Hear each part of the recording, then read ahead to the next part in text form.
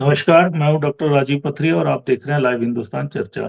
आज हम चर्चा करने जा रहे हैं कि आखिरकार मुख्यमंत्री सुखविंदर सिंह सुक्खू की जो राजनीतिक चालें हैं, उसमें कहीं न कहीं भाजपा का जो मिशन लोटस था, वो ऑपरेशन लोटस था कह लें उसको, वो उलझ के रह गया और अब लग रहा है कि सुक्खू सरकार कहीं न कहीं खतरे की जद से बाहर आ चुकी है।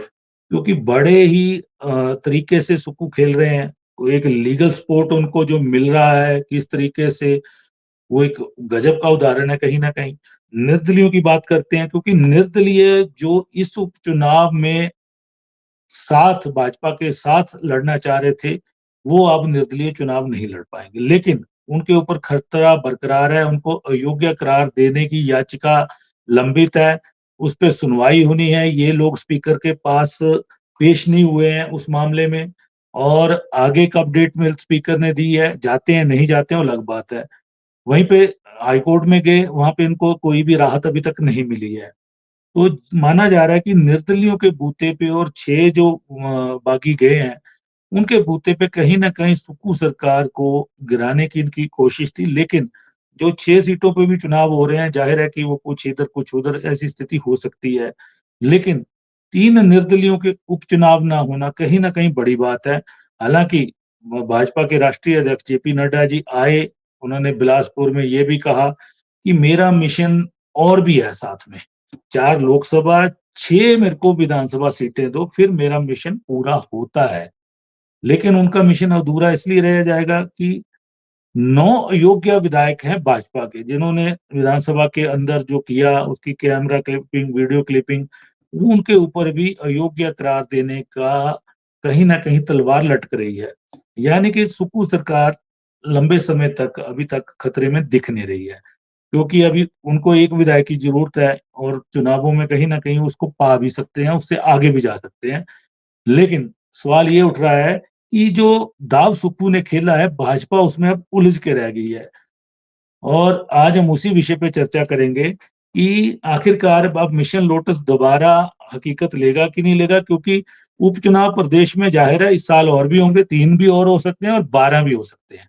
ये भी कहीं न कहीं संभावना बनी हुई है। तो हमारे साथ चर्चा में भाग ले रहे हैं विवेक शर्मा जी हैं, भाजपा के प्रदेश के वरिष्ठ प्रवक्ता, राजीव किमटा जी हैं, कांग्रेस पार्टी के वरिष्ठ प्रवक्ता हैं, विजेंद्र मेहरा जी हैं, सीपीएम के वरिष्ठ नेता हैं।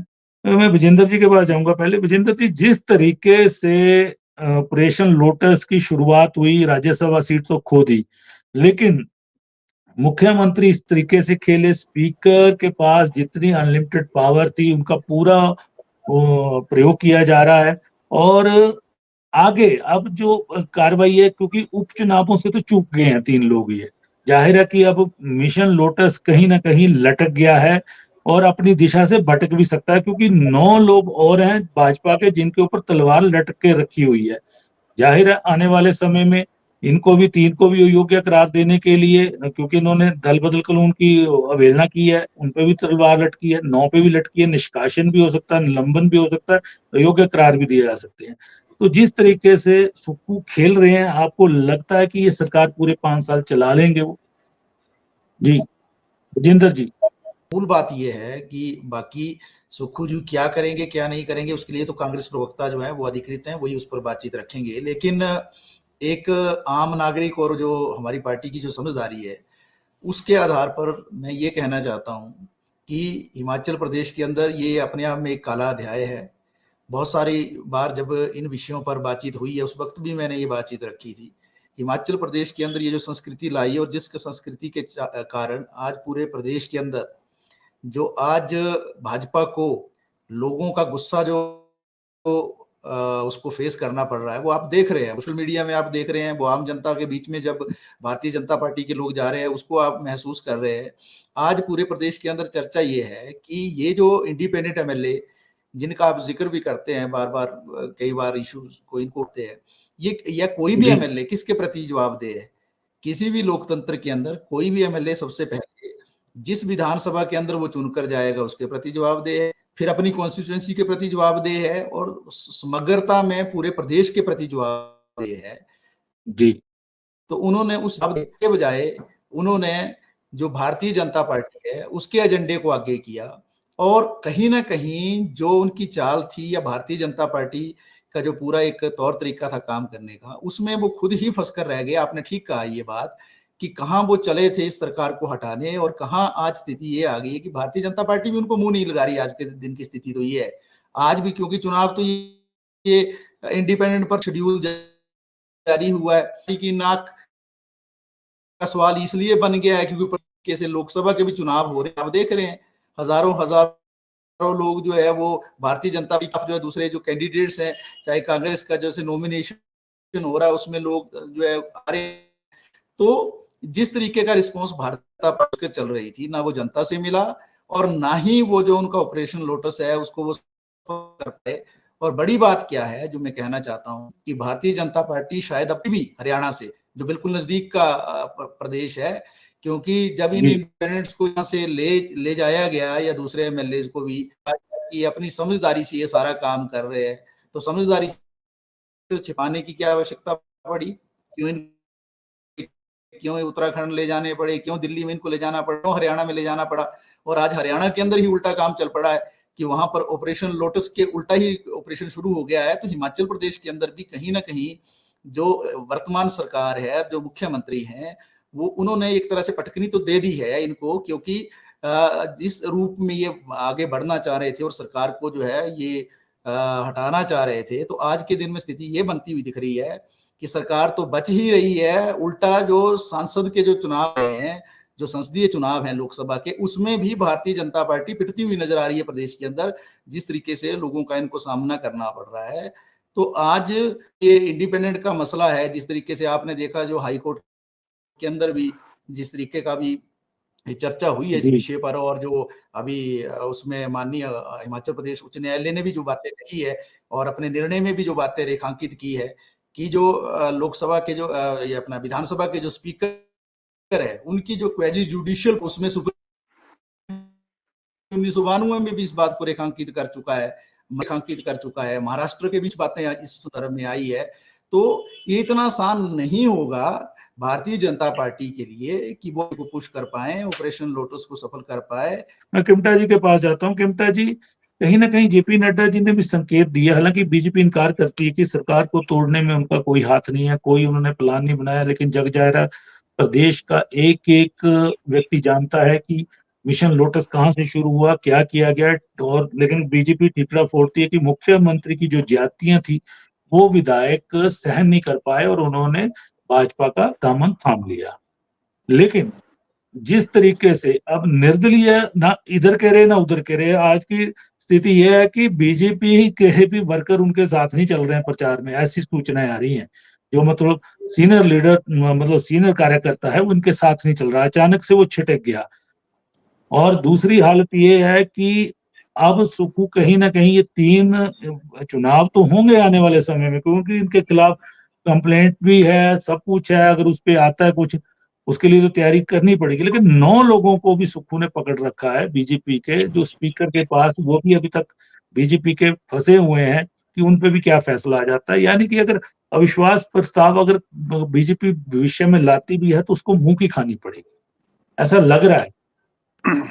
देखिए डॉक्टर साहब, सबसे बड़ी बात है कि हिमाचल प्रदेश, जैसे विजेंद्र जी ने कहा कि एक बहुत ही इस तरह की घटना पहली बार घटी है राजनीतिक तौर पर, और खास तौर पे जो सरकार चुनी हुई सरकार है, जनता जनार्दन की चुनी हुई सरकार है, तो यहाँ पे देवी देवताओं का वास है, ये तपभूमि है हिमाचल प्रदेश। तो अल्टीमेटली जो मकड़ जाल बीजेपी ने कांग्रेस के लिए बुना था, कांग्रेस की चुनी हुई सरकार के लिए बुना, आज बीजेपी उसमें फंसती नजर आ रही है, शर्म नजर आ रही है। और इतना ही नहीं, जैसे विजेंद्र जी ने कहा कि अगर आपका कोई लेना देना नहीं था तो क्यों विधायकों को उठा के आप हरियाणा ले जा रहे हो, दिल्ली ले जा रहे हो और उनको गंगा जी के तट पे ले जा रहे हैं। तो ये सारी चीजें थी। और मुझे लग रहा है कि इन 6 के साथ 3 जो विधायक थे, जिन्हें ना कांग्रेस ने टिकट दिया था ना बीजेपी ने टिकट दिया था, निर्दलीय चुने हुए थे और वहां की जनता ने इनको चुना था क्योंकि उन्हें इनकी ये पसंद थी। लेकिन अल्टीमेटली कहीं ना कहीं इन्होंने भी बिट्रे किया वहां की जनता के साथ, खासतौर पर कॉन्स्टिट्यूएंसी के साथ। बिट्रे जब आप करोगे तो कहीं ना कहीं उसको आपको खमियाजा भुगतना पड़ेगा।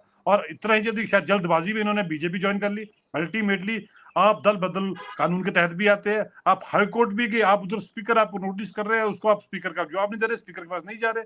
तो ये सारी चीजें थी जिसको लेकर जनता हिमाचल प्रदेश की जागरूक है और पढ़ी लिखी जनता है और देख रही थी सारा घटनाक्रम जो है। मुझे लगता है कि गांव में बैठा एक व्यक्ति, शहर में बैठा एक व्यक्ति, इन सारी घटनाक्रम पर जो है नजर लगाया गया था कि कौन आदमी किस तरह से कर रहा है, कौन सा पार्टी क्या कर रही है। तो आज बीजेपी जो हिमाचल के अंदर वो एक्सपोज हो गई है। और इतना नहीं, जो इनका एक यहाँ पे मिशन को लेकर चला हुआ था कि शायद मोदी जी का नाम लेकर ये जो 4 लोकसभा की सीट भी जीतेंगे, तो लेकिन उस पे भी अगर कल कहा, अगर हमारा मंडी में जैसे विक्रमादित्य जी ने नॉमिनेशन भरा, उसमें जो जन समूह उमड़ा है, कांगड़ा में उमड़ा, तो अपने आप में दर्शाता है कि आज जनता कांग्रेस के साथ है, सरकार के साथ है। और कहीं ना कहीं बीजेपी हिमाचल प्रदेश के अंदर टोटली पूरी लोगों के बीच एक्सपोज हो गई है कि इस घटनाक्रम के पीछे कौन था, सामने दिखती है। अब अल्टीमेटली क्योंकि अब जब बीजेपी उन्होंने ज्वाइन की है तो कुछ ना कुछ सरकार के खिलाफ, माननीय मुख्यमंत्री के खिलाफ तो कुछ कहना था। अब ये तो नहीं कहना था कि हमारा जो एजेंडा था, पर्सनल एजेंडा था, उसके बाद बीजेपी का एजेंडा बन गया। तो अल्टीमेटली कहीं ना कहीं उन्होंने मुख्यमंत्री पर जो है प्रश्न चिन्ह लगाना था, जिसको लेकर ये लगा रहे थे। और इतना ही नहीं, ये जो 3 निर्दलीय विधायक था, ये तो खूब अपना जो 1.5 साल का कार्यकाल था इसमें खूब काम करवा रहे थे सरकार के द्वारा। लेकिन ऐसी क्या इनको जल्दबाजी हुई, ऐसी क्या दिक्कत पड़ी कि इन्होंने जो है आनन फानन में बीजेपी ज्वाइन की। और बीजेपी ज्वाइन करने के बाद आप समझ सकते की सारी चीजें, स्पीकर इनको नोटिस किया, उसका कोई जवाब नहीं दिया, हाई कोर्ट में राहत नहीं मिली। तो अब ये सारा जो मसला है जनता के दरबार में भी है। और मुझे लगता है कि सरकार में डे 1 से बोला था कि ठाकुर सुखविंदर सिंह सुक्खू जी की सरकार जो है बिल्कुल 5 साल चलेगी। और अब सब दिख रहा है कि 1 जून को जब और 4 जून को जब रिजल्ट आएंगे तो सबको दिख जाएगा कि जो हमारी 6 जो सीट्स है वहां पे भी क्या परिणाम आएंगे। और अगर कल को 3 जो है ये क्योंकि होने हैं ये निर्दलीय वाले चुनाव, वहां पे भी दिखती सी बात है कि कांग्रेस के जो लोग हैं आएंगे। अल्टीमेटली अब इनको दिक्कत क्या रही है, क्योंकि वहां 3 जो आपके इंडिपेंडेंट सीट्स है वहां पे बीजेपी की एस्टेब्लिश लीडरशिप भी है। अगर आप वहां पे मिस्टर ठाकुर है, उनको हटा दिया गया। जयराम जी ने किस तरह से उनको मंच पर से जो धक्का दिया था जब जयराम जी की सरकार थी और माननीय मुख्यमंत्री थे, तो ये सारी चीजें जो है कहीं ना कहीं पर्सनली और पॉलिटिकली भी मिक्स मैच हो रही है। और जिसको लेकर कांग्रेस को काफी फायदा भी। और मुझे लग रहा है कि माननीय मुख्यमंत्री की सरकार जो है 5 साल तक चलेगी। और बीजेपी आज अपने मक्कड़ जाल में खुद फंसती नजर आ रही है, जो सामने दिख भी रहा है।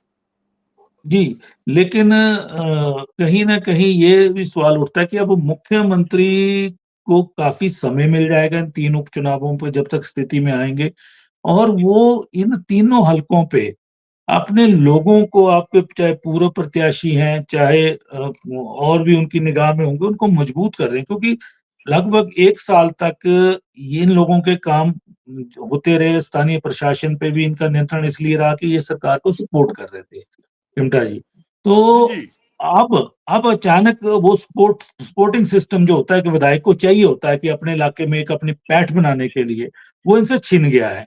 और वहीं पे बीजेपी का काडर इनको मान नहीं रहा कहीं न कहीं, मतलब थोड़ा बहुत मान रहा होगा, ज़्यादा मान नहीं रहा है।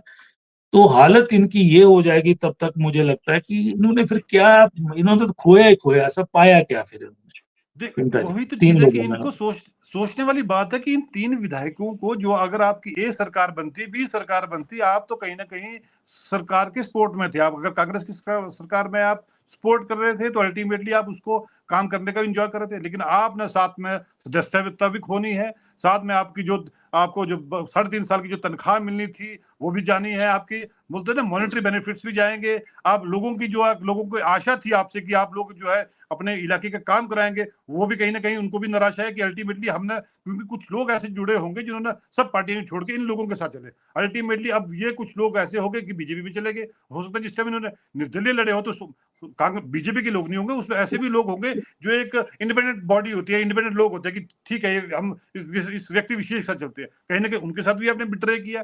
तो आज जो है अब मजेदार बात, आज बीजेपी का जो कैडर है वो उनको नहीं मान रहा। इतना ही नहीं कि आज बीजेपी के पीछे उनको खुद जाना पड़ रहा है कि अल्टीमेटली हम आपके साथ आते हैं। तो कहीं जी, ना ये कहीं ये ये कुछ जगह देखने को मिला है ये, है ना, बिल्कुल। कहीं ना कहीं अब वो लोग जो बोलते हैं ना कि एक बीजेपी के एजेंडे को जहां इंप्लीमेंट कर रहे थे वो एजेंडा भी फेल हो गया, और साथ ही साथ बोलते ना अपने पैर पे इन्होंने बहुत बड़ी कुल्हाड़ी मारी है, जिसको लेके खमियाजा भुगत रहे 1.5 साल के अंदर। तो ये समझ सकते हैं कि आप आने वाले टाइम में जो चुनाव होंगे तो इनको भी पता लगेगा कि चुनाव में कहां टिक पाते हैं। और माननीय मुख्यमंत्री जिस तरह से काम कर रहे हैं और जिस तरह से प्रचार प्रसार हिमाचल प्रदेश में कर रहे हैं, तो अपार जनता का जो आप देख रहे हो कि उनको जो लोग उमड़ रहे हैं, तो तो माननीय मुख्यमंत्री कार्यशाला को को चला है कि जिस तरह से 1.5 साल में उन्होंने काम किया, क्योंकि अल्टीमेटली कहीं ना कहीं एक किसी के ऊपर टिप्पा टिप्पणी करनी, लांछन लगाना अलग बात होते हैं, एक जब प्रैक्टिकली आदमी काम करता है तो वो अलग चीज है। तो आज प्रैक्टिकली काम माननीय मुख्यमंत्री ने किया है और उसको लेकर भी लोग हैं, और खास तौर पर जो 1500 की बात हमने महिला के साथ की, वो आज कहीं ना कहीं कांग्रेस को एक फ्रूटफुल रिजल्ट दे रहा है। और आने वाले टाइम में अगर मुझे लगता है कि इसको जल्दी और इम्प्लीमेंट किया जाएगा, जैसे इस आपकी चुनाव का खत्म होता है, तो मुझे लगता है कि महिलाओं के लिए एक बहुत अच्छा योजना होगी और सुदृढ़ रहेगी, और हिमाचल प्रदेश की महिलाओं को एक जिसको ना मान सम्मान निधि मिलेगी। तो इसको लेकर भी काफी अच्छा जो हमारी गारंटी थी वो इम्प्लीमेंट हो रही है। तो कहीं ना कहीं भाजपा अगर देखे तो वो रोक रही है। तो ये चीजें सारी जो है जनता के बीच महिलाओं को खास तौर पर।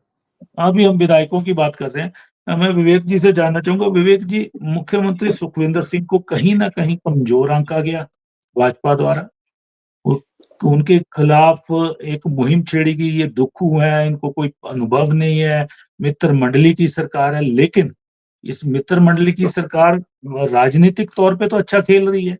आपका बहुत बड़ा मिशन लोटस था, आप उनके 6 तोड़ के ले गए, उन्होंने आपके 9 विधायकों पे ऐसा खतरे की जद कर दी है कि कभी भी उनकी भी छुट्टी हो सकती है। 3 जो निर्दलीय थे आप उनको ले गए, जो उनको समर्थन दे रहे थे, जबकि उनको समर्थन की जरूरत नहीं थी। 40 विधायकों की सरकार थी, क्या जरूरत है समर्थन की। लेकिन अब वो 3 जो तैरना चाह रहे थे उपचुनाव में कि पता नहीं कौन सी लहर आएगी, हम भी उसमें तैर जाएंगे, हमारी कश्ती भी तैर जाएगी, लेकिन अब वो ना घर के रहे हैं ना घाट के रहे हैं। और आपके राष्ट्रीय अध्यक्ष आते हैं, वो कहते हैं कि मेरा तो और निशाना भी है, ये 6 जिताओ फिर मैं उसको पूरा करूंगा। मुझे नहीं लगता उनका ये निशाना पूरा हो पाएगा जिस तरह से सुक्खू खेल रहे हैं। उल्टा इनको 3 निर्दलीय भी इसी साल मुझे लगता है चुनाव भी होंगे इनके, और 9 पे तलवार लटकी रहेगी। जी डॉक्टर साहब नमस्कार। आपने ये सुनिश्चित तो कर दिया कि चुनाव होंगे।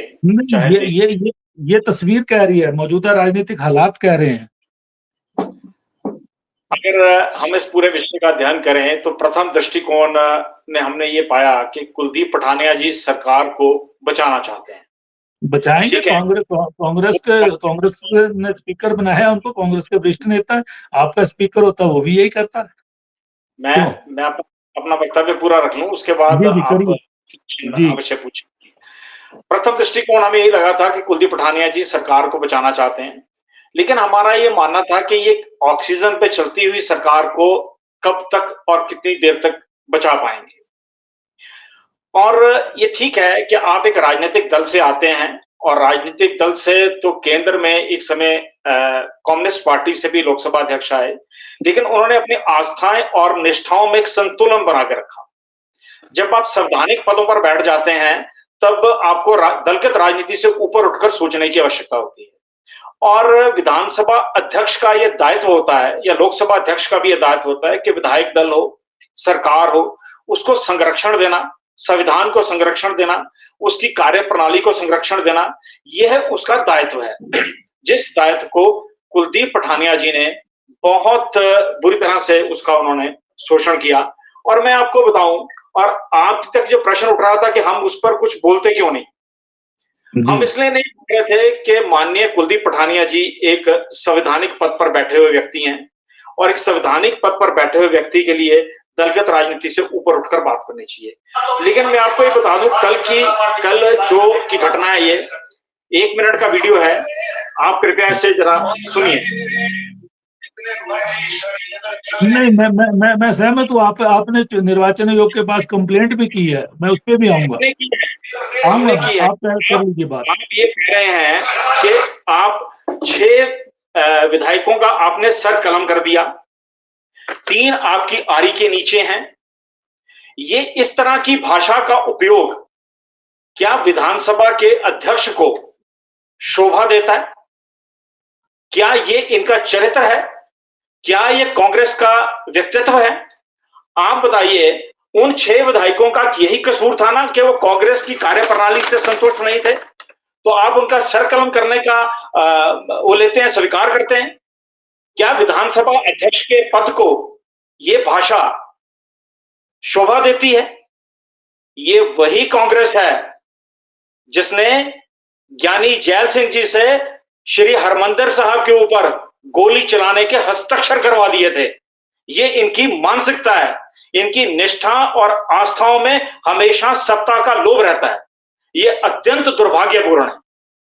मैं ये आपको बहुत जिम्मेवारी के साथ ये बात कहना चाहता हूं कि ये जो परिस्थितियां उत्पन्न हुई, इन परिस्थितियों के पीछे विधानसभा अध्यक्ष का जो चरित्र है वो उस कद के काबिल नहीं था जो होना चाहिए था। अंततः ये मामला पूरा चला गया न्यायालय में। मैं न्यायालय की कार्यप्रणाली पर कोई टिप्पणी नहीं करूंगा, लेकिन हमारा यह मानना है कि न्यायालय द्वारा जो फैसले किए जाते हैं वो एक रेफरेंस कोड होते हैं, इसलिए वहां समय लगता है और वो समय लगेगा, हम उस समय की प्रतीक्षा कर रहे हैं। लेकिन ये सरकार बचेगी नहीं, ये सुनिश्चित है। प्रश्न इस बात का नहीं है कि अभी वर्तमान परिस्थितियों में क्या हो रहा है। जो अभी हमारे मित्र विजेंद्र मेहरा जी ने जो प्रश्न उठाए, इन्होंने कहा कि प्रदेश में ये एक काला अध्याय लिखा गया। मैं स्वीकार करता हूं इस बात को, लेकिन काला अध्याय लिखने वाले कौन है? महत्वपूर्ण ये है, महत्वपूर्ण ये नहीं कि वो लिखा गया। इससे पहले भी विधानसभा के कई अध्यक्ष हुए, उन अध्यक्षों ने प्रदेश की सरकारों को, व्यवस्थाओं को संरक्षण दिया, न्याय किया। अरे अगर विधानसभा का अध्यक्ष का ये चरित्र हो जाएगा तो आप इमेजिन करिए उस विधानसभा के अंदर भीतर की क्या स्थिति होगी। भाजपा का एजेंडा कोई नहीं है, हमारा एजेंडा है कि जनमानस की बात हो।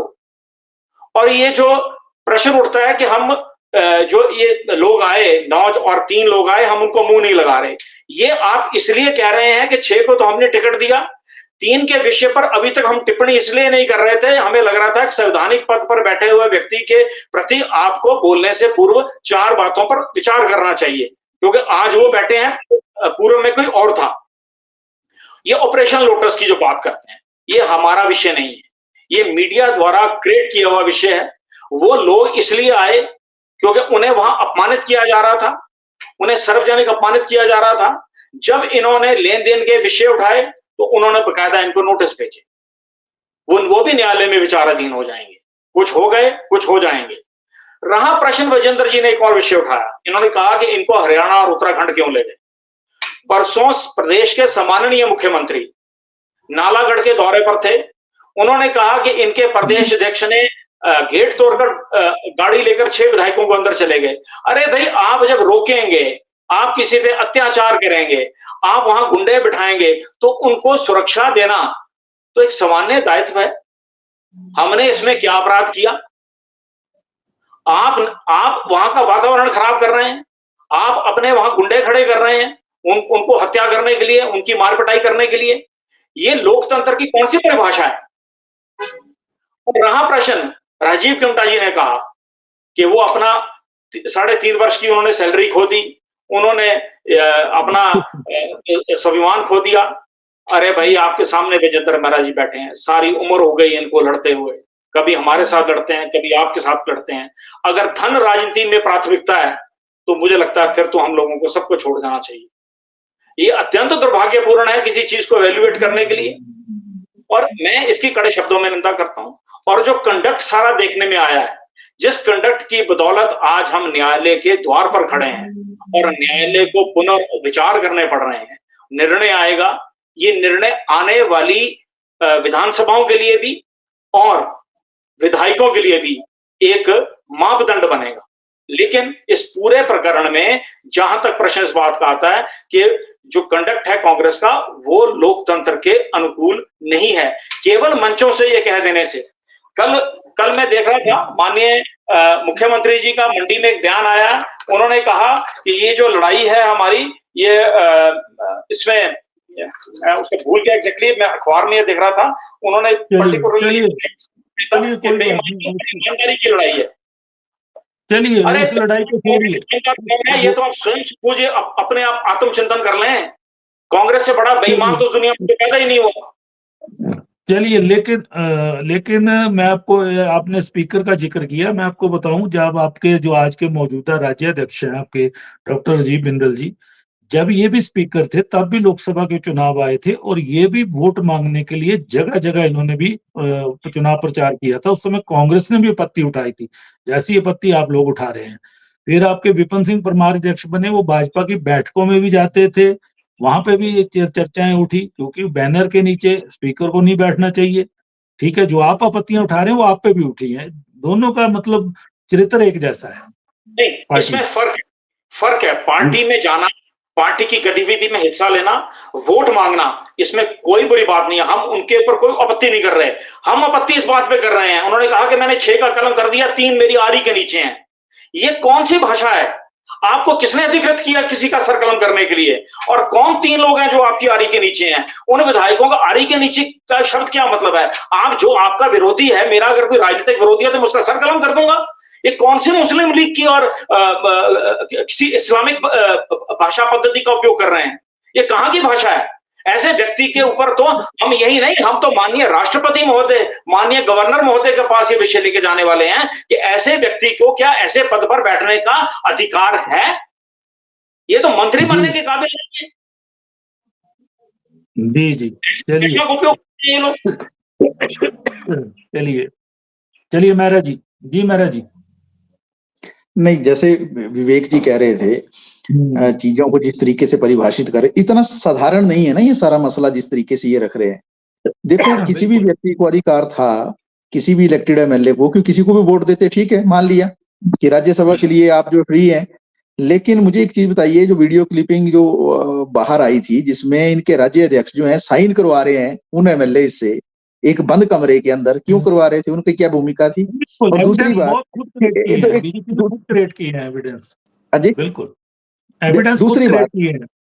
दूसरी बात कि जैसा कहा कि गेट जो है वो तोड़ने पड़े, तो उसमें भारतीय जनता पार्टी की भूमिका कहां से आ गई? भारतीय जनता पार्टी का क्या लेना देना था? ना, कोई भी इंडिपेंडेंट है आदमी, वो अपनी विवेक से, अपने चिंतन से वोटिंग करता। लेकिन ये चीजें इतनी साधारण नहीं है जितनी दिखाई जा रही है। मैंने ये कहा था कि काला अध्याय इसलिए है कि हिमाचल प्रदेश के अंदर ये खरीद फरोख्त नहीं चलती है ना। हिमाचल प्रदेश के अंदर ये पार्टियों को तोड़ने की परंपरा इस तरीके से नहीं चलती है। हिमाचल प्रदेश के अंदर जो है पूरा जिस तरीके से पैसा लगाया जा रहा है, जो इलेक्टोरल बॉन्ड का भी पैसा, मैंने पहले भी एक बार जिक्र किया था कि हिमाचल प्रदेश के नाम भी उससे जुड़ा है। जो ये काले दाग हैं हिमाचल प्रदेश के अंदर भी आए थे ऋत्विक कंपनी के जरिए, और वो पैसा जो है यहाँ पर इस्तेमाल हुआ। और हम देख रहे हैं कि जिस तरीके से ये पूरा घटनाक्रम चल रहा है, एक चुनी हुई सरकार के पीछे आप क्यों पड़े हैं ना? आप तो या तो आप एक चीज तय कर दीजिए, भारतीय जनता पार्टी इस बात पे स्पष्ट करे अपनी राय कि एक चुनी हुई सरकार को जनता ने चुनकर भेजा, भारतीय जनता पार्टी कौन होती है इसको गिराने वाली? या तो फिर आप इस बात के पक्षधर हैं क्या कि कोई नॉन परफॉर्मर है कि जो अच्छा काम नहीं कर पा रहा है तो उसको राइट टू रिकॉल की भी आप मांग करेंगे क्या? मैं आपसे पूछता हूँ कि कोई एमएलए जो चुनकर जाता अच्छा काम नहीं कर पाता तो राइट टू रिकॉल की भी आप क्या मांग करोगे? कि आपके पार्टी के अंदर ऐसा प्रावधान है या ऐसी सोच है आपकी? आप बताइए, जो राजीव जी आप बात कह रहे थे, इसमें पीड़ित कौन है? जनता है। जनता के जो काम होने थे वो सारे लटक गए। आज पूरे जो जनता है वो परेशानी में है, और ये जो सारा कई महीनों का खेल चलेगा, इसमें जिन्होंने बेईमानी करनी थी उन्होंने बेईमानी कर ली, जिन्होंने रुपया पैसा ऐंठना था उन्होंने रुपया पैसा ऐंठ दिया, जिन्होंने जो है अपना करियर बनाना था एक से दूसरी पार्टी में जाकर वो बना लिया। लेकिन जनता कहाँ है? आज पूरे के पूरे इन कॉन्स्टिट्यूएंसीज में काम अटक गए हैं, और जनता ने एक उम्मीद से जो इनको भेजा था। बड़ी बात क्या है, जो चुनकर भी आए हैं इंडिपेंडेंट भी, किसको हरा कर आए? आप देखिए, आप पूरी पृष्ठभूमि उठाकर देख लीजिए, भारतीय जनता पार्टी ही उनके मुख्य प्रतिद्वंदी थी ना ज्यादातर जगह में। तो भारतीय जनता पार्टी को हराकर आप आएंगे और बाद में जो भारतीय जनता पार्टी से ही आप मिल जाएंगे। और जहां तक भाषा का सवाल जो इस्तेमाल यहाँ किया, ठीक है, भाषा का स्तर रहना चाहिए किसी भी चुने हुए प्रतिनिधि का, लेकिन मुझे अच्छा लगा कि भारतीय जनता पार्टी ने भाषा के आचरण की बात की। आज प्रधानमंत्री जगह जगह जाकर किस तरीके की भाषा का इस्तेमाल कर रहे हैं। मैं आपके चैनल पे जिम्मेवारी से कहता हूँ, मुझे बेहद शर्म है कि मैं ऐसे प्रधानमंत्री को देख रहा हूं जो जनता को और जनता के एक हिस्से को और अल्पसंख्यकों को जाकर जो है सरेआम गाली दे रहे हैं, उनके लिए दुर्भावना के शब्द इस्तेमाल कर रहे हैं, बुरे शब्द इस्तेमाल कर रहे हैं, गाली गलौज कर रहे हैं। तो अगर वो कर रहे हैं वो भी उतना गलत है, अगर मुख्यमंत्री करेंगे तो वो भी उतना गलत है। तो इसमें दो तरह के पैमाने नहीं हो सकते हैं। लेकिन बड़ी बात यही है कि जिस तरीके से पूरे प्रदेश के अंदर एक ऐसा वातावरण बना दिया है, आने वाले समय के लिए भारतीय जनता पार्टी को सोचना पड़ेगा कि आज जिस तरीके से हरियाणा में हो रहा है, कल को अगर आपकी सरकार यहाँ होगी और उसके साथ भी ऐसा होना शुरू हो जाएगा, तो क्या ठीक परंपरा होगी प्रदेश के अंदर? क्या हिमाचल प्रदेश भी जो है दूसरे राज्यों की तरह बन जाएगा? क्या हिमाचल प्रदेश के अंदर जो बौद्धिक संपन्नता है, जो यहाँ पर एजुकेटेड एक पब्लिक है, जो यहाँ पर शिक्षा का विस्तार है और प्रचार है, चीजों को लोग समझते हैं, संवेदनशील हैं, चिंतन मंथन करते हैं, तो ऐसे स्टेट के अंदर भी क्या ऐसी चीजें होना शुरू हो जाएंगी कि जहां चुनी हुई सरकार को, देखिए कहां 25 एमएलए हैं, कहां 40 एमएलए हैं, फर्क देखिए ना कितना है, मतलब ऑलमोस्ट डबल के करीब संख्या है, पौना गुना मतलब उसमें ज्यादा है, और उसमें भी आप ऐसी कोशिश कर रहे हैं कि सरकार को आप गिरा देंगे, तो ऐसे ये काम ठीक नहीं है। और जिस तरीके से अगर इनकी बात में दम होता तो निश्चित तौर से हिमाचल प्रदेश उच्च न्यायालय, माननीय न्यायालय भी इसमें हस्तक्षेप करता, लेकिन क्योंकि स्पीकर्स की अपनी पावर्स हैं, हाँ ये बात अच्छा मुद्दा इन्होंने उठाया कि स्पीकर की एक गरिमा होनी चाहिए, लेकिन वो गरिमा कहाँ चली जाती है जब लोकसभा के स्पीकर जो हैं वो सैकड़ों सांसदों को जो है निकाल देते हैं संसद के अंदर से, 100 कुछ सांसदों को बाहर निकाल देते हैं कि आप बाहर चलिए, आप चर्चा नहीं कर सकते हैं, उनको मजबूरन आकर जो है महात्मा गांधी की प्रतिमा के नीचे आकर बैठना पड़ता है, सत्याग्रह करना पड़ता है। जब इनकी वो सरोकार समाज के प्रति कहाँ चला जाता है इनके स्पीकर का, जब अपनी बेटी के संदर्भ में जो बातचीत आती है वहां नियुक्ति को लेकर दिल्ली में, उसमें सेक्रेटरिएट में, तो तब कहाँ चले जाते हैं ये स्पीकर को लेकर जो नीति नियम है। दुर्भाग्यपूर्ण स्थिति ये है हिमाचल प्रदेश के अंदर, एक पुराने स्पीकर, आपने ठीक कहा, आपने इनके अध्यक्ष का नाम लिया कि वो पुराने स्पीकर हैं, वो भी सारी परंपरा को जानते हैं, विरासत को जानते हैं, धरोहर को जानते हैं स्पीकर की, लेकिन वो खुद ही जो है कमरे के अंदर ले जाकर जो है पूर्व स्पीकर जो है जो सारी इस परंपरा को जानते हैं, वो एक कमरे के अंदर ले जाकर जो है एमएलए जो इलेक्टेड हैं उनसे साइन करवा रहे हैं चोर दरवाजे से, उनको जो एक तरह से बंधुआ की स्थिति में या किडनैपिंग की स्थिति में रखा हुआ है। और वो स्थितियां कब चली जाती हैं जब पिछली सरकार में जो पुराने स्पीकर थे वो जो है एक तरफा कार्रवाई करते थे और बिल्कुल भी निष्पक्षता नजर नहीं आती थी। तो ये ऐसे प्रश्न हैं जिसमें अगर समग्रता से विचार विमर्श करना है तो भारतीय जनता पार्टी को भी करना पड़ेगा। उस समय तो विवेक जी नेता प्रतिपक्ष को भी सदन से बाहर का रास्ता दिखाया गया था और धरने पे बैठे थे कई दिन, आपको याद होगा आपके सरकार में जो स्पीकर थे। ऐसा नहीं है, ये दोनों तरफ से वेपन चलता है। जी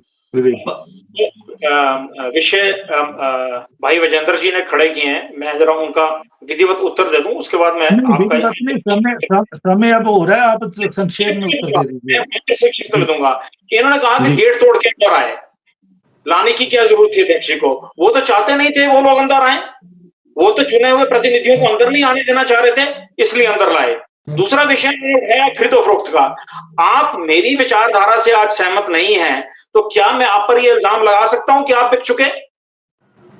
ये विषय राजनीति में बहुत निम्न स्तर पर चला गया जिसे कांग्रेस ने उठाया। आप जो व्यक्ति आपसे सहमत नहीं वो बिक गया, अर्थात चुनी हुई सरकार हमने नहीं कराई, ये अपने चुने हुए प्रतिनिधियों को सम्मान नहीं दे पाए, इसलिए वो लोग इनका साथ छोड़ करके बाहर आए। और राइट टू रिकॉल की जो आप बात करते हैं, हम तो चाहते हैं लोकसभा में विषय इस चर्चा में आए, आप ये इसको लाइए ना चर्चा में। आपके सदस्य भी अगर कोई चुनकर एक आध चला जाता है तो उसको ये जिम्मेवारी दीजिए कि भाई अगली लोकसभा में इस विषय पर चर्चा होनी चाहिए। हम तो इसका समर्थन करते हैं, कोई इशू नहीं है। जनता पीड़ित है, उसकी जिम्मेवारी इस प्रदेश सरकार की है, विपक्ष की नहीं है, ये उनको तय करना है। संवैधानिक पदों पर बैठे हुए व्यक्ति को ये तय करना है कि उसकी सीमाएं क्या हैं, हमें तय नहीं करना। रहा पूर्व अध्यक्ष का प्रश्न आपने किया, हमारे पूर्व अध्यक्ष की आप बात कर रहे हैं जो वर्तमान में पार्टी के अध्यक्ष हैं, एक राजनीतिक दल के अध्यक्ष हैं। अरे गंगूराम मुसाफिर जी तो अध्यक्ष रहे, आज उनकी हालत देखिए, उनकी तो ज्वाइनिंग कराने के बाद ये मुकर गए कि वो ज्वाइन नहीं किए। विषय आपने उठाया था कि पॉलिटिकली इन्वॉल्वमेंट जो अध्यक्ष की है, तो इसलिए उदाहरण दिए गए हैं। बिल्कुल, तो आज हमारी चुना हुआ नुमाइंदा है, ठीक है, लेकिन जब आसन पे है तो वो संवैधानिक दायरे में ही काम करेगा, जो रूल्स एंड रेगुलेशन के तहत ही काम करेगा, उस पे नहीं आपत्ति उठाई जानी चाहिए। डॉक्टर साहब एक ऐड करना चाहूंगा, मुझे लगता है कि माननीय स्पीकर ने अपनी गरिमा को बिल्कुल बखूबी रखा है और रूल एंड रेगुलेशन के हिसाब से उन्होंने जो है जितने भी ये आपके 6 विधायक थे और 3 विधायक इन पे किया।